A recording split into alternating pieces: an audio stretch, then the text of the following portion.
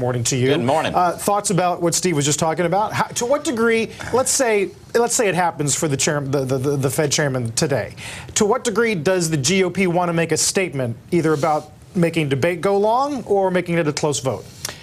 Well, I don't think it's a GOP. It's always a few senators. And you remember, there's a few people on both sides of the aisle that might want to protect it. But he's going to be, no doubt, he's going to be the next Fed chairman. Look, in a controversial vote like this, everybody needs to remember the best vote is always no, okay? And so you got to remember that people are, worried a little bit about the future. They're, they saw what happened in Massachusetts, but he will be confirmed, and he'll be confirmed very soon. Right. Do Republicans ask for 30 hours of debate or not? Well, again, you got Bernie Sanders. I mean, it's not Republicans. It's whoever. Yeah. One person in the Senate can ask for 30 hours. So there are people on both sides of the aisle that might want to delay this. Right. Did you hear anything last night that moved the needle on any measure of policy, any type of policy? Not really. I was thinking before coming in here, I think that the Massachusetts election was not a teachable moment. If you look at the policies, they're basically the same. It was just a speech, and I think we need to remember that. And you never know what the White House was using that speech to do. The policies did not change in the speech itself, but although some argue they might be put in some different order now. Well, they're putting, I think, it back in the right order. I mean, let's face it, most Americans care about the economy, and I'm glad that he's doing that. I don't like necessarily the policies he put forth. At the end of the day, businesses out there, and I think maybe the bank contraction that was just referred to, they don't know what's going to happen in the future. Washington is continually changing policies, and business, as you know, likes predictability. They like stability. People are going to be waiting on the sidelines until they know whether there's going to be cap and trade, huge health care legislation, taxes, bank regulation. I mean, what are the capital requirements going to be for banks? So with that uncertainty, with Washington being so active right now, I think that itself is hurting the economy. Sure. Joe? Yeah, hey, Senator, I'm thinking of your famous last words. Do you remember the probability of health care not getting through? Do you remember what you told me it was? I refresh my memory. 10% of it not getting through. Right. I guess that's because the possibility of a Republican getting Ted Kennedy's seat was about probably less than 10%. A whole lot less than 10%, yeah. I would say. So you probably were right at that point. But at this point, what is the probability that Senate bill gets through?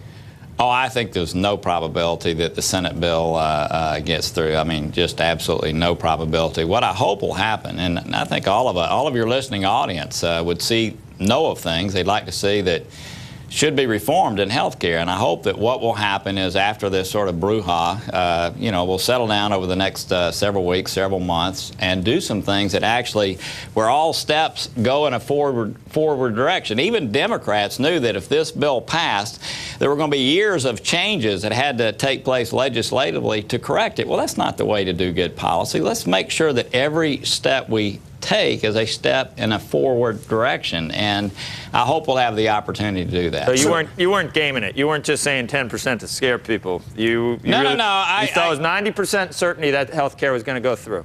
Well, sure. I mean, based on where we were at the time that you asked me, okay. Absolutely. I mean, who would have ever thought that Ted Kennedy's seat would be occupied by the now famous Scott Brown, who, by the way, I think is going to be a major, great addition to the Maureen U.S. Dowd's Senate. calling him President-elect calling him the new chosen one. That was a pretty good column, Carl. You got it. It was a good. She did a nice job yesterday. Yeah. But when you say weeks or months on health care, you're not. It sounds like you're saying this bill is beyond fixing. The one we have in front of us. There's no way. I mean, look, there's been some reaching out by the White House, and this is not the kind of thing where you can tweak this and tweak that and make it right. Look, this bill is tremendously flawed. I mean, the fundamentals, the foundation of this bill, it's flawed. And moderate Democrats, obviously have a lot of friends on both sides of the aisle. They know it's flawed. This bill is DOA. I mean, it's gone, and that's a good thing for our country. And what we need to do now is let's go back and move every step in a positive direction and do some things that will be very beneficial to. Can you say the same about financial reform? He seemed to really draw a line in the sand. It sounds like this this Consumer Protection Agency is a must-have. And because of that, it sounds like any compromise is not possible. I didn't really hear that. I think that there is a compromise. I've been meeting with administration officials and certainly been meeting with all. Look, I think we may in fact get a good bill. The thing that will keep it from happening is politics.